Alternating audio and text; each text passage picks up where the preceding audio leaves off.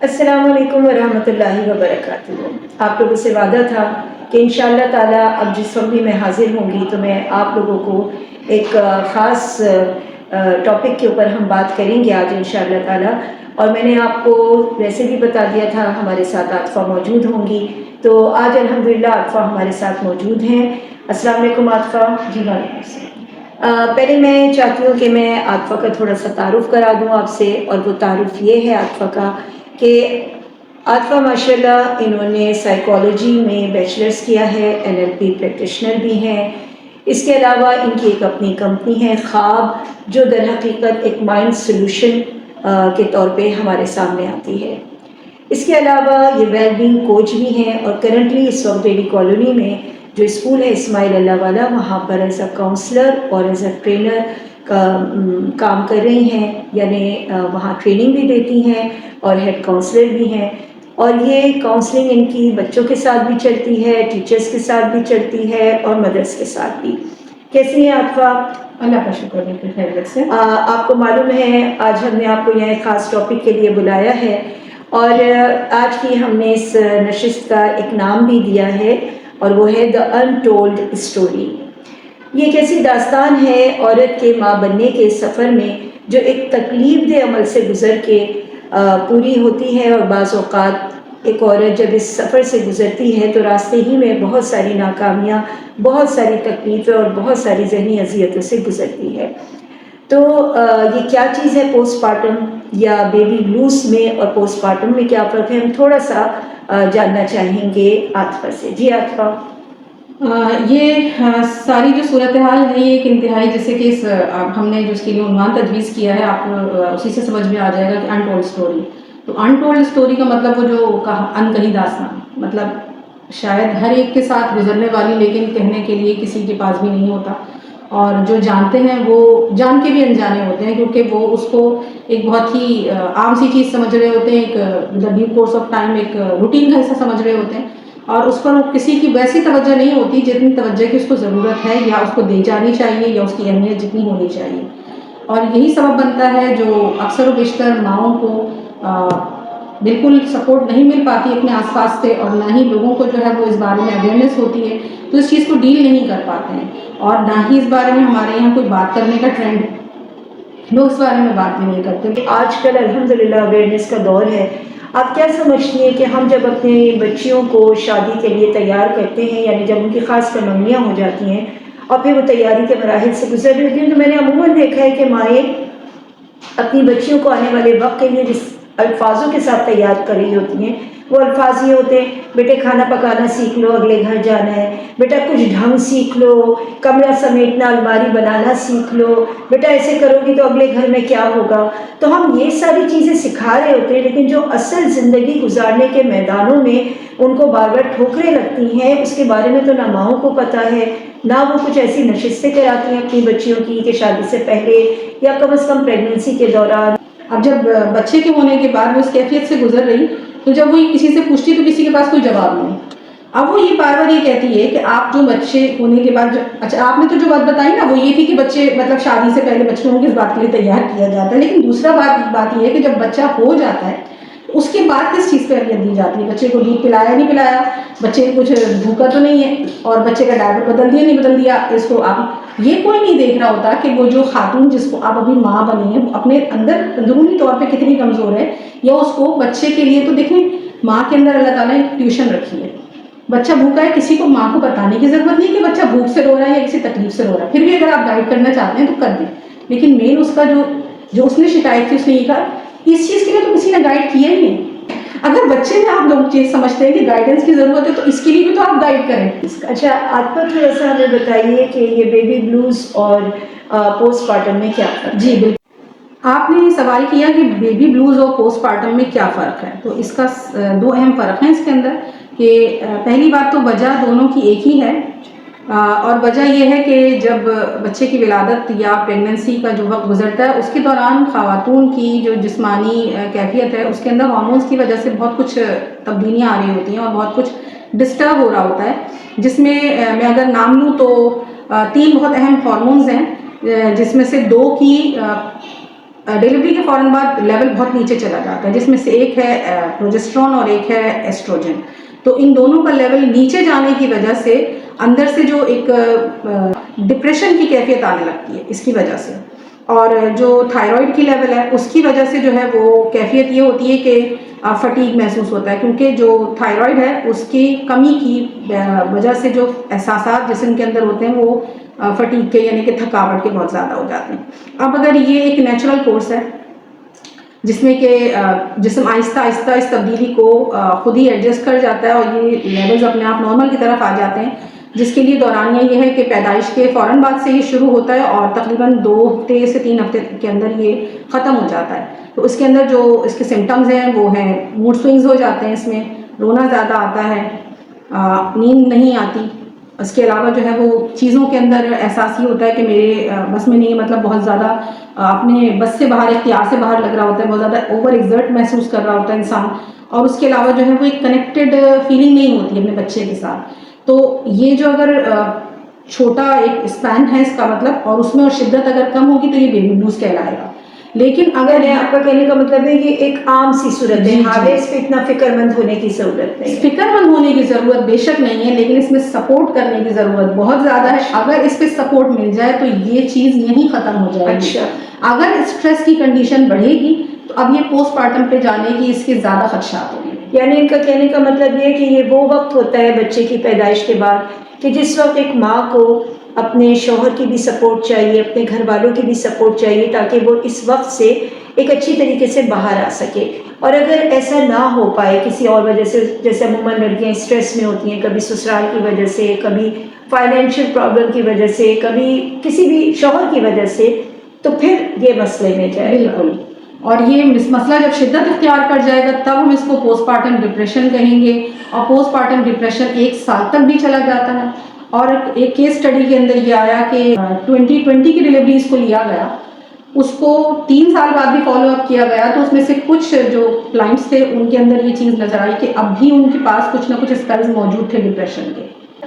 इसमें जो है वो फैमिली सेटअप के अंदर कोई स्ट्रेसर मौजूद है, या पीछे से पहले से ही मूड डिसऑर्डर्स की कोई हिस्ट्री मौजूद है, या फाइनेंशियल प्रॉब्लम है, या कोई टॉक्सिक रिलेशनशिप है। ये चीज़ें इस चीज़ को वर्स कर देती हैं और ये चीज़ से बाहर आना जो है वो मुश्किल हो जाता है। अच्छा, तो आप हमें इसी पॉइंट पे बताइए कि जब एक माँ इस कैफियत से गुजर रही होती है, समझिए अभी उसका पहला स्टेज है बेबी ब्लूज से गुजर रही है, तो उसके सिम्टम को हमने पहचान लिया कि अच्छा मूड स्विंग्स हो रहे हैं, रोना ज़्यादा आ रहा है, कमज़ोरी महसूस हो रही है, और उसी वक्त हमने उसको केटर कर लिया जज्बाती तौर पे। लेकिन अगर ना कर सके और वो पोस्टमार्टम की तरफ गई है तो उसके क्या सिम्टम्स होंगे? पोस्टमार्टम के अंदर जो है मैं आपको बताऊं, सिवियरिटी जो है वो सुसाइड तक ले जाती है। सुसाइड? जी, 25% या 20% तक की जो परसेंटेज आई है वो पोस्टनेटल डेथ्स पेरेंट्स में।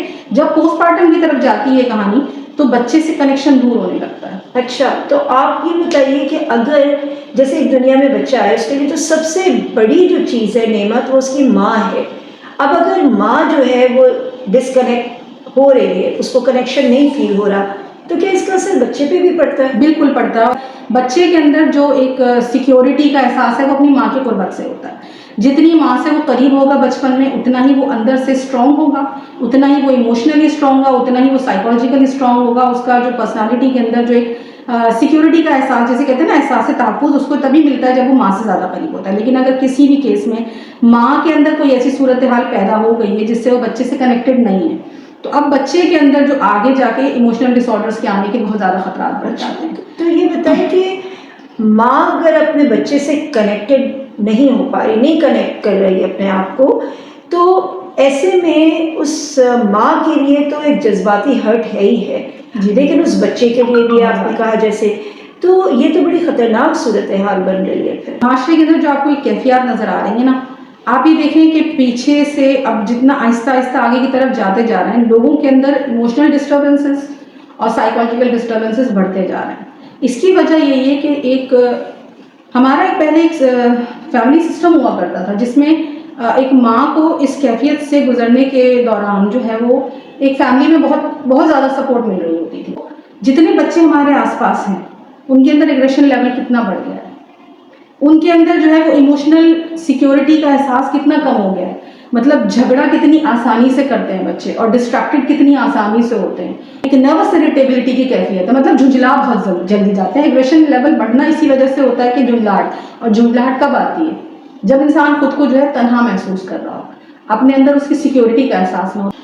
اچھا یہ بتائیے, ابھی بیچ میں آپ نے ایک لفظ بولا کہ وہ شوہر اور بیوی کے درمیان کے تعلقات بھی اس میں خراب ہو جاتے ہیں. اچھا یہ تو وہ وقت ہوتا ہے عموماً بچیوں کا کہ جب وہ بچہ ابھی چھوٹا ہوتا ہے, ابھی 40 دن وہ زیادہ تر اپنی والدہ کے یہاں پہلے گزار لیا کرتی تھیں, اب گھر میں ہوتی ہیں. لیکن یہ جو ریلیشن خراب ہوتے ہیں, اس کی بیسک وجہ جو ہے, کیا وہ اس لڑکی کا جو نئی نئی ماں بنی ہے اس کا یہی اسٹریس ہے, یا وہ واقعتاً اس بچے میں اتنی انوالو ہوتی ہے کہ وہ توجہ دینا نہیں چاہتی؟ اس کی کیا وجوہات ہیں؟ آپ اس کو دونوں تناظر میں دیکھیں. ایک تو یہ کہ جو تبدیلی آئی ہے اس کی زندگی میں, ایک تو اس کے جسمانی تبدیلی ہے, وہ جو ہارمون لیول جو ڈسٹربنس ہوئی ہے جس کی وجہ سے اس کے اندر, جسے ہم پروجسٹرون کو ہم کڈلی ہارمون کہتے ہیں. کڈلی ہارمون کا فنکشن یہ ہے کہ جس وقت انسان کے اندر اس کا لیول اپ ہوتا ہے تو وہ اپنے رشتوں کی طرف, اس کی طرف رغبت بڑھتی ہے اس کی. اب جو ایک نیچرل کیفیت یہ ہے کہ اس میں ابھی اس کا کڈلی ہارمون یعنی پروجسٹرون کا لیول لو ہے, ایسٹروجن لو ہے, نہ ہی اس کے اندر کسی طرح کی کوئی خواہش ہے, اور نہ ہی اس کے اندر جو محبت اور رغبت کے جو احساسات ہوتے ہیں وہ ہیں. دونوں چیزیں اس میں انوالو ہیں. ایک تو یہ کہ اس کی جو باڈی میں جو ہارمونل ڈسٹربنسز ہیں اس کی وجہ سے وہ اپنے ریلیشن شپ ابھی صحیح سے نبھانے کی کیفیت میں نہیں ہے. دوسری بات یہ کہ ایک نئی ایک ذمہ داری اس کے اوپر آئی ہے, اس کی نیندیں بھی خراب ہو رہی ہیں. بالکل نئی ذمہ داری جو اس کے اندر آئی ہے تو اس کی ڈیمانڈز ہیں بچے کی, بچے کے ساتھ سونا اور بچے کے ساتھ جاگنا, بچے کے ٹائم کے ساتھ مینیج کرنا, بچے کی ضروریات کو پورا کرنا, جس کی اندر وہ اپنی پوری فزیکل کمزوریوں کے ساتھ مزید تھک رہی ہے, جس میں اس کی نیند کی خرابی ہے, اس کی ایپیٹائٹ کا کم ہو جانا, بھوک کی جو میں نے آپ کو بتایا کیفیت کم ہے, تو وہ انرجی بھی گین نہیں ہو پا رہی ہے جو اس کو واپس فوری طور پر گین کرنے کی ضرورت ہے. تو اس وقت اس کو بہت زیادہ سپورٹ کی ضرورت ہے, اور یہ سپورٹ اس وقت بہت زیادہ جو اہمیت رکھتی ہے, اس کے اندر جو رول پلے کرے گا وہ شوہر. بہت مطلب آپ کا کہنا یہ ہے کہ اگر وہ عورت جو ہے وہ ابھی اپنے بالکل شروع کے اسٹیج میں, بچہ ابھی اس کا ہفتہ یا 2 ہفتے کا ہے, ایسے میں شوہر کی زیادہ بڑی ذمہ داری ہوتی ہے. یقیناً اس کی وجہ یہ ہے کہ اگر وہ اس کیفیت سے باہر نہیں نکل پاتی تو ساری زندگی کے لیے شوہر اور بیوی کے تعلق کے اندر جو ہے نا وہ ایک گانٹھ بیٹھ جاتی ہے. اور دوسری مطلب آپ کا کہنے میں تینوں افیکٹ ہو رہے ہیں, شوہر بھی, بیوی بھی, بچہ بھی. جی, اور یہ میں آپ کو وہی ہم نے کہا کہ اس چیز کے اندر جو ہے نا وہ اویئرنیس کی اتنی کمی ہے کہ شوہروں کو پتہ ہی نہیں ہوتا ہے کہ بیوی کو اس وقت ان کی سب سے زیادہ ضرورت ہے, یا واقعتاً بیوی جس کیفیت سے گزر رہی ہے اس کو اس وقت کسی سپورٹ کی ضرورت ہے. مطلب کہنے کا یہ ایک نیچرل چیز ہے, جس سے ایک فیز ہے جس سے عورت گزر رہی ہے. ایسے میں اس کو کتنے دن کی بات ہے, 2-3 ہفتے کی بات ہے کہ اگر اس کو کیئر دے دی جائے, اس کے کھانے پینے کا خیال, اس کی رات مطلب جو نیند ہے وہ پوری کر دی جائے, تو انشاءاللہ وہ اپنے اس ایموشنل جو اس کو جرکس لگ رہے ہیں, وہی میں آپ کو بتا رہی ہوں کہ یہ جو لیولز کم ہوئے ہیں نا, ان کو اگر فوری طور پر بڑھانے کی کوئی سبیل ہو جائے, جس میں سب سے زیادہ ہیومن انٹریکشن ہے, یہ اس کے اندر کوپنگ اسٹریٹجیز میں سب سے زیادہ اس چیز کی اہمیت ہے کہ وہ بچے کے زیادہ سے زیادہ قریب رہے, کیونکہ بچہ جتنا اس کے قریب رہے گا اتنا اس کے اندر پروجسٹرون لیول آہستہ آہستہ بڑھتا جائے گا. اچھا, آپ ہمیں کچھ ٹپس بھی دیجیے اس کے اوپر کہ بس ایسی 1-2-3 ٹپس. میں آپ کو 4 پوائنٹس بتاتی ہوں بہت کنسائز کر کے. پہلی چیز تو اس کو اپنی بات کو, اپنے صورتحال کو خاموشی سے برداشت نہیں کرنا, جو محسوس کر رہی ہے اس کو ایکسپریس کرنا ہے. سب سے پہلے اس کو یہ سمجھنا ہے کہ یہ اس کا وہ ٹائم ہے جس میں اس کو ریکوری کا ٹائم چاہیے. ٹھیک ہے, اس ریکوری کے لیے اس کو لوگوں کی سپورٹ کی ضرورت ہے, لوگوں سے بات کرنے کی ضرورت ہے. بچے کے معاملات میں اس کو کوئی ڈسٹربنس فیل ہو رہی ہے تو اس کے لیے ہیلپ لے وہ لوگوں سے, اپنی کسی ایگو میں جہاں چلی جائے. علاوہ بچے کے قریب نزدیک زیادہ سے زیادہ رہے اور بچے کی ڈیمانڈ کو فوری رسپونڈ کرنے کی کوشش کرے انٹینشنلی. اس سے کیا ہوگا, جب بچے کے قریب وہ زیادہ سے زیادہ ہوگی تو اس کا وہ پروجسٹرون لیول خود بخود اوپر کی طرف خود ہی بڑھے گا, نیچرلی بڑھے گا. اچھا, اور اس میں جو ہے یعنی بچے کو وہ جتنا قریب کرے گی, پیار مدر فیڈ اس میں بہت زیادہ رول ہے. جو خواتین مدر فیڈ رکھتی ہیں اپنے بچوں کے لیے وہ بہت جلدی اس فیز سے نکلتی ہیں. ایک دفعہ میں پھر یہاں پہ آپ لوگوں کو ریمائنڈ کرا دوں کہ یہ جو پوسٹ پارٹم ہے, بیبی بلوز جو ہے وہ تو چلیے 2-3 ہفتے میں سیٹل ڈاؤن ہو جاتے ہیں, لیکن پوسٹ پارٹم پہ اگر وہ لڑکی چلی جائے تو اس کے افیکٹڈ جو لوگ ہیں اس کے قریب قریب، وہ کون کون ہے؟ نمبر 1 وہ خود ہے، نمبر 2 اس کا شوہر ہے، اور نمبر 3 اس کا اپنا وہ بچہ ہے. اور یہ آگے جا کے بچہ جس جذباتی جھٹکوں کا شکار ہوتا رہے گا زندگی بھر، اس کی بنیاد یہی. صرف جذباتی نہیں بلکہ وہ فزیکلی بھی ڈسٹرب ہوگا، کیوں اس کی ڈیولپمنٹل اسٹیجز بہت سلو ہو جائیں گے. اچھا. جیسے کہتے ہیں نا بچے نے اب بولنا شروع کیا، یا بچے نے ابھی کرال کرنا شروع کیا، یا بیبلنگ شروع کی، یا کھڑا ہونا شروع کیا. جو بچے جن کی مائیں پوسٹ پارٹم پہ چلی جاتی ہیں ان بچوں کے ڈیولپمنٹل بھی بالکل ڈیلے ہو جاتے ہیں. اس کی کوئی دوائیاں بھی ہوتی ہیں؟